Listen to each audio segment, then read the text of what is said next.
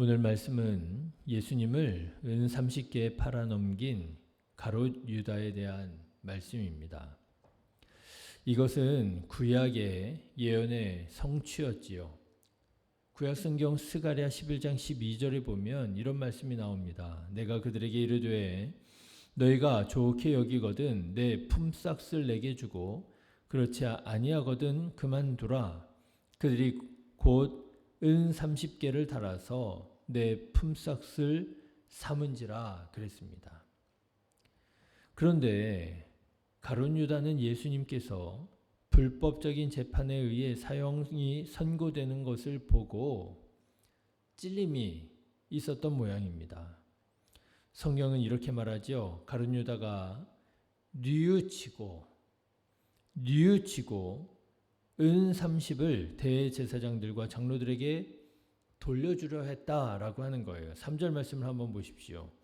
그때 예수를 판 유다가 그의 정죄됨을 보고 스스로 뉘우쳐 그 은 30을 대제사장들과 장로들에게 도로 갖다 주며 그랬어요. 스스로 뉘우쳤다 나왔습니다. 네, 적어도 이 모습만 보면 유다는 뉘우친 것이 맞습니다.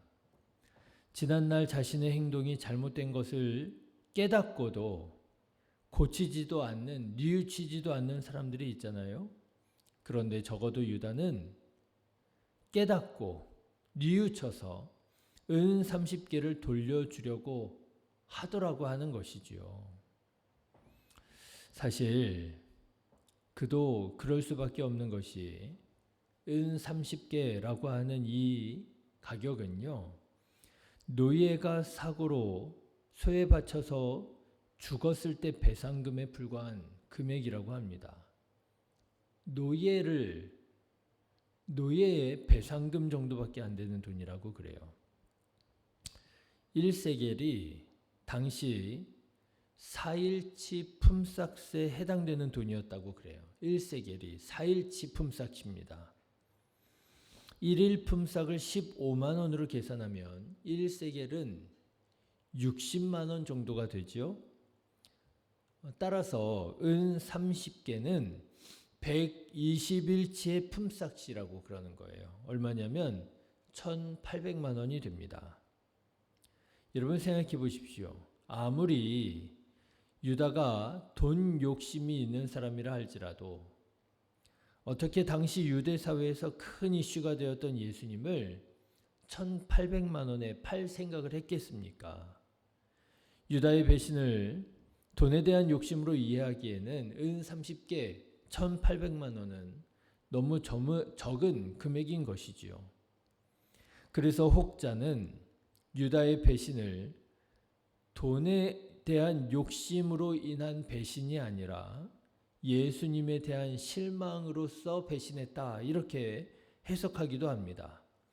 유다는 예수님을 정치적 메시아로 또 민족 해방운동의 지도자로 생각을 했는데 예수님께서 이스라엘을 정치적으로 독립시키려고 하지 않으시고 그 능력 많으신 예수님이 십자가의 길을 선택하시자 유다는 배신하게 되었다는 거예요. 그래서 예수님을 배신감에 휩싸였던 이 유다가 예수님을 죽이려 했거나 또는 예수님을 막다른 골목에 몰아넣어서 예수님께서 어쩔 수 없이 봉기를 일으키게 하려고 했다라고 하는 것이죠. 제 생각에는 이게 아주 가능성이 없는 얘기는 아닌 듯 싶습니다. 그러나 오늘 말씀은 가룟 유다가 예수님을 배신한 이유가 뭐가 됐든 동기가 무엇이 됐든 뉘우치는 것으로는 부족하다라고 하는 사실을 전하고 있는 거예요.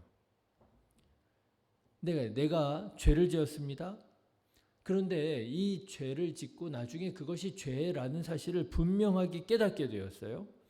그때 뉘우치는 것으로는 그 죄를 극복하기에 부족하다라고 하는 것입니다. 뉘우치는 것으로는 그 죄책감에서부터 자유로워질 수가 없었더라고 하는 거예요. 왜 그렇습니까? 뉘우치는 것은 그 죄를 극복하기에는 부족함이 있기 때문에 그렇습니다. 뉘우치다라고 번역한 헬라어 원어가 메타멜레데이스라고 하는 말인데, 이게 우리나라 말로 번역을 하자면 후회하는 정도의 감정을 의미한다고 그래요. 예, 후회하는 것으로는요, 죄를 극복할 수가 없어요. 죄책감에서부터 자유로워질 수가 없습니다. 그렇다면 뭐가 필요하냐? 후회가 아니라 회개가 필요하다라고 하는 것이죠.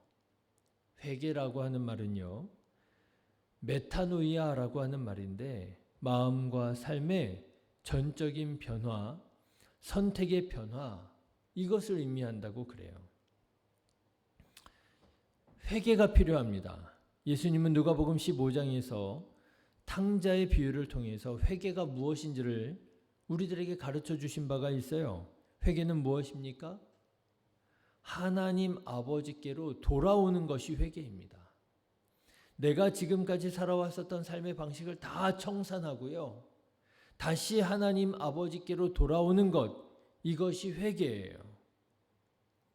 탕자가 아버지의 품으로 돌아가기로 결심하면서 이렇게 말하지 않습니까?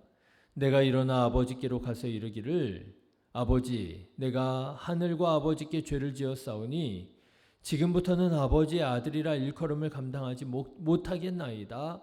나를 품꾼의 하나로 보소서 하리라. 이렇게 말했다는 거예요. 네, 이렇게 내가 지은 죄를 깨닫고 아버지의 품으로 돌아오는 것이 회개지요. 그저 내가 잘못했구나 후회하는 것이 회개가 아니라는 거예요.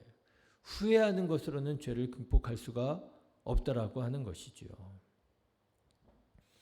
실제로 이 탕자처럼 회개해서 죄를 극복하고 죄에서부터 자유해진 사람이 있었지요. 바로 베드로입니다. 여러분, 어떻게 보면 베드로도 가룟 유다 못지않게 무서운 죄를 지었던 사람입니다. 예수님을 부인했잖아요. 한 번 부인한 것이 아니라 3번이나 부인했잖아요. 그냥 3번이 아닙니다. 맹세하며 부인했고요, 저주하며 맹세하여 부인했다고 했어요. 얼마나 무서운 죄입니까? 예수님께서 이렇게 예수님을 부인하는 사람에 대해서 이미 말씀하신 바가 있었습니다. 마태복음 10장에 보면 이렇게 말씀하셨어요. 누구든지 사람 앞에서 나를 부인하면 나도 하늘에 계신 내 아버지 앞에서 그를 부인하리라. 누구든지 나를 부인하는 사람은 나도 그를 부인할 거라고 예수님이 말씀하셨어요. 네가 누군지 도무지 알지 못한다. 여러분이 얼마나 무서운 그런 말씀입니까? 그럼에도 불구하고 예수님은 베드로가 진정으로 회개할 때에 베드로를 용서해 주십니다. 베드로가 회개해요. 여러분, 지난 시간 말씀인데 마태복음 26장 75절에 베드로가 나가서 통곡하지 않습니까? 이에 베드로가 예수님의 말씀에 닭 울기 전에 내가 3번 나를 부인하리라 하심이 생각나서 밖에 나가서 심히 통곡하니라 그랬습니다. 죄를 깨닫게 되었어요. 그러자 부활하신 예수님께서 베드로를 용서해 주시잖아요. 요한복음 21장에 보니까 예수님께서 베드로에게 3번이나 네가 나를 사랑하느냐 물으시면서 베드로가 주님 모든 것을 아시오며 내가 주님을 사랑하는 줄을 주님께서 아시나이다.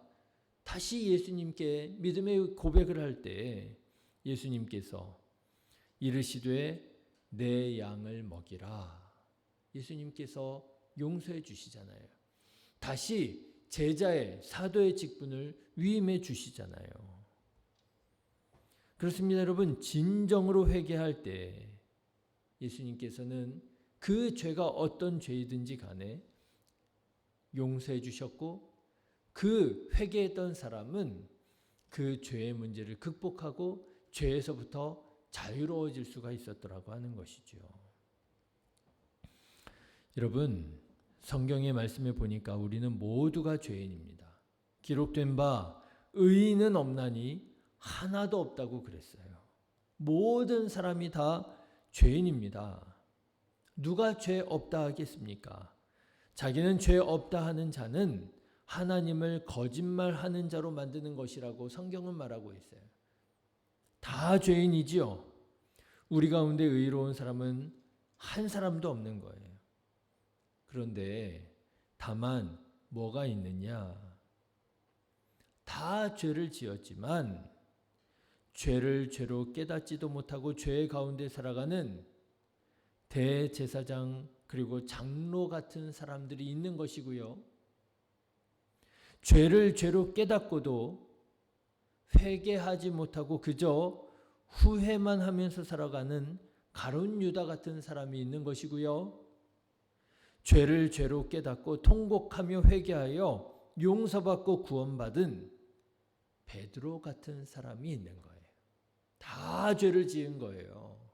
의로운 사람은 한 사람도 없는 거예요. 그런데 우리가 이 죄의 문제에 대해서 어떻게 응답하느냐, 어떻게 반응하느냐, 이것에 따라서 우리들의 운명이 달라지는 거예요.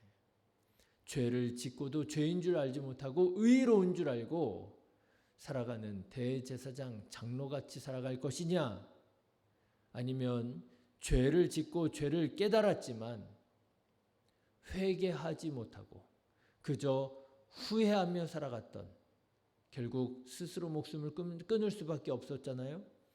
가룟 유다처럼 살아가느냐, 아니면 가룟 유다 못지않게 크고 무거운 죄를 지었지만 죄를 죄로 깨닫고 회개하여 하나님의 사랑과 하나님의 은혜를 회복할 것인가, 어떻게 살아갈 것인가, 이것이 성경이 우리들에게 오늘 묻는 질문이라고 하는 거예요.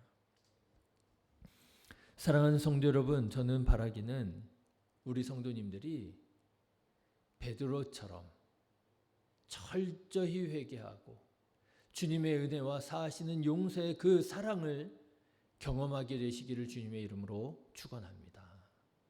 우리는요, 구원받은, 용서받은 기쁨으로 살아가는 사람들이에요.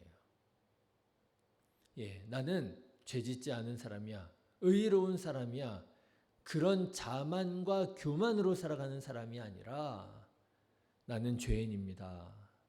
내가 얼마나 크고 무거운 죄를 지었는지 누구보다도 나는 잘 알고 있습니다. 그러나 우리 예수님께서 나를 용서해 주셨습니다. 용서받은 기쁨, 은혜 받은 기쁨으로 살아가는 자예요. 여러분, 이 기쁨, 이 은혜를 잃지 마십시오. 잊어버리지 마십시오. 이 은혜를 잃어버릴 때 대제사장, 장로처럼 되는 거예요. 그렇다고 그 죄에 얽매여서, 억눌려서 후회하면서 근심하며 살아가지도 마십시오. 가룟 유다처럼 살아가지도 마세요. 오늘도 하나님께서 열어주시는 이 은혜의 길로, 이 구원의 길로 기쁨으로 나아가는 저와 여러분 되시기를 주님의 이름으로 축원합니다. 기도하겠습니다.